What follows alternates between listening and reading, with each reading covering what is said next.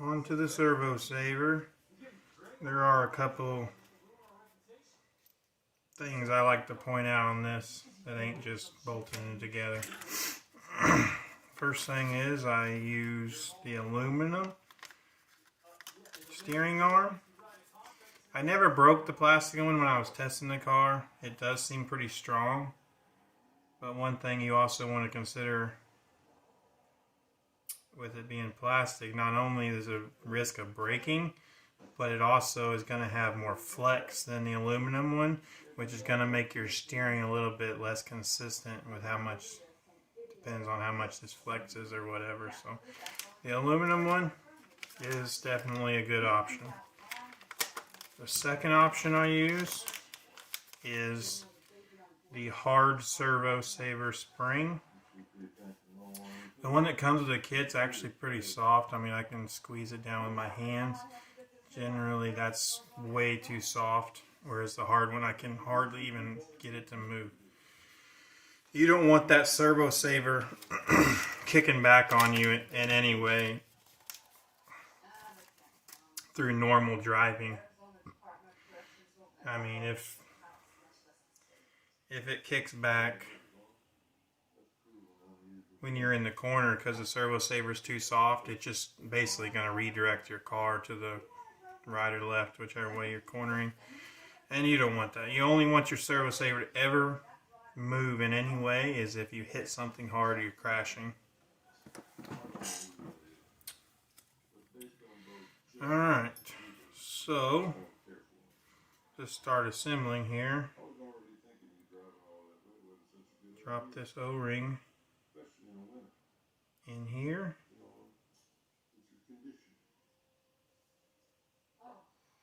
It's always pretty fun to try to get that in there.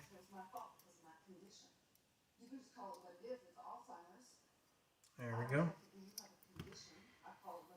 So then take nice aluminum servo horn. We will put that through there the right way. Then you put your spring guide on there. I'll actually add Loctite to these threads. Even though there's rubber O-ring on that, I like to Loctite this. Nothing crazy, just coating in the threads there. Then we'll go hard servo saver spring, and then we'll go nut.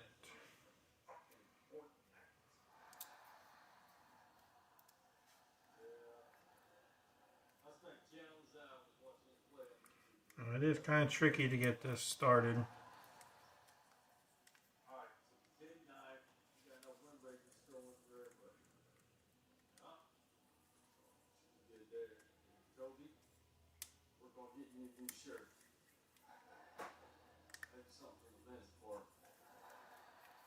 There it goes. Now, with that, I will run it all the way up. As tight as it allow me to have that spring, that's how tight I'm going with it.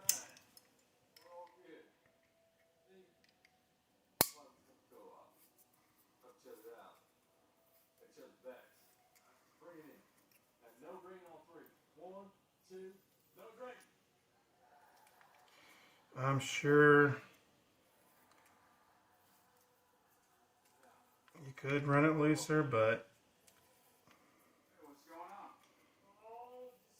I don't want my turbo saver to ever kick back on me. So I lock that all the way up.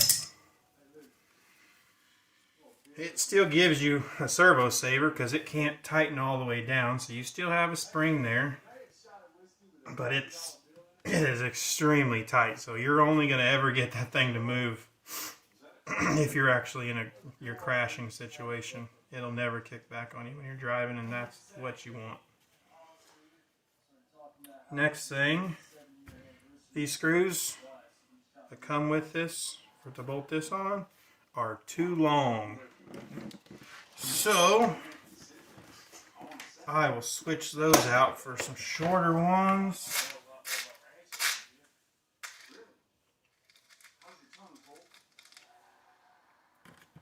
Something more like that.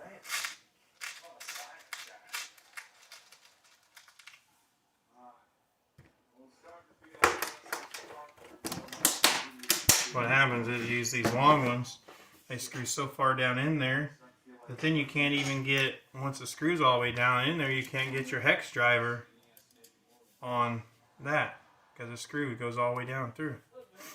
And that is not fun when you go to try to take the car back apart.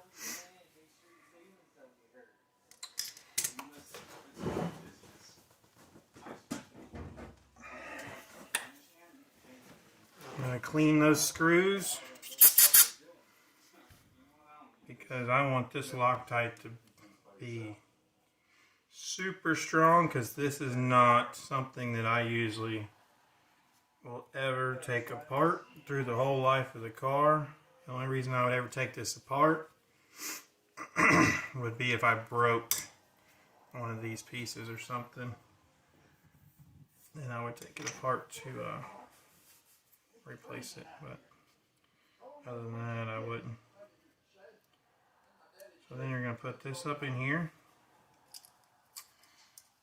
and then something else I do is I take actual clutch shims.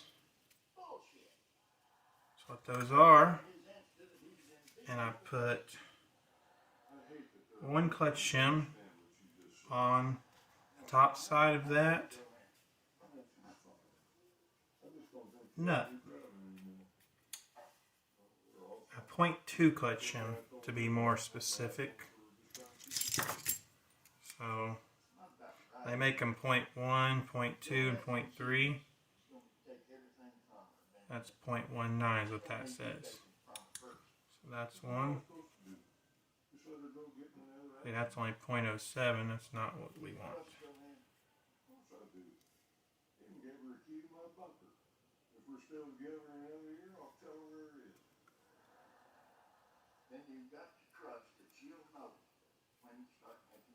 Well, that works out.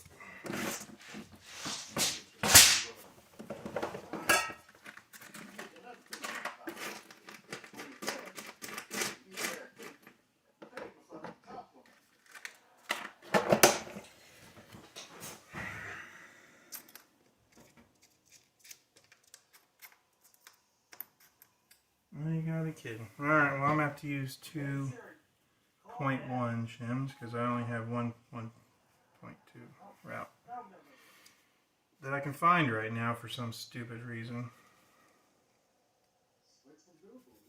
So here's a pretty important tip when it comes to Loctite in this. Put the Loctite in the actual nut and not on the screw.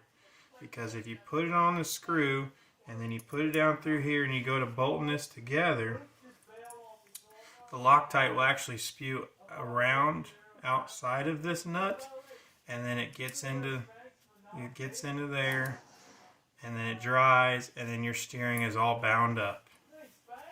So it's very important that you put the Loctite in the actual nut, and I put a pretty good amount of it in there too. Pretty good little dot. Put your shim on there. Put your bolt through the plate.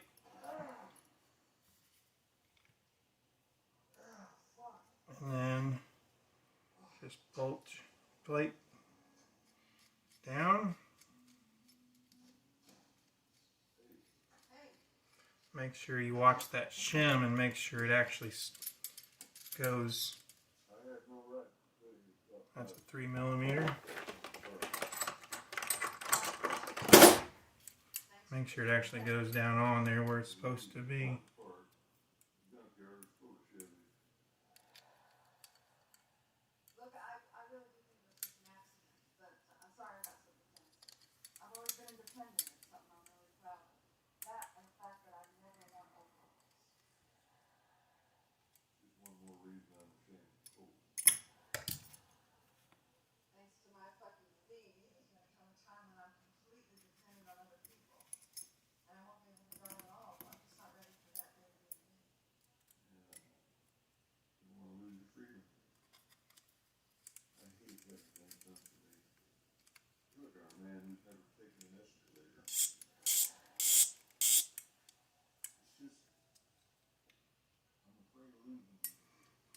There you go. Now you're going to crank this tight, tight, tight. And then with that shim in there, it just is going to remove a little bit of the slop that has. It's still going to have some. You want it to have some. So there's zero bind, but it's going to be a lot less than it is without the shims. So then you just do the exact same thing on the other side.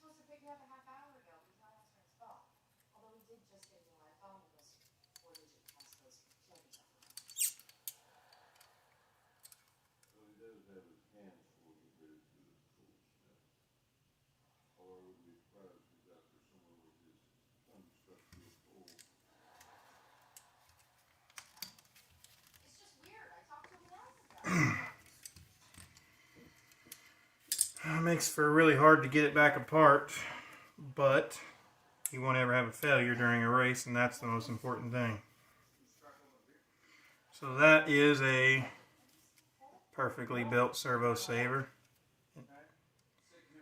It's less slop than factory, more accurate, precise steering with these two option parts over the stock parts. Not 100% required option parts, but I would say they're very, very high on the list of ones I would get if I was new to the team. Alright, that's that one.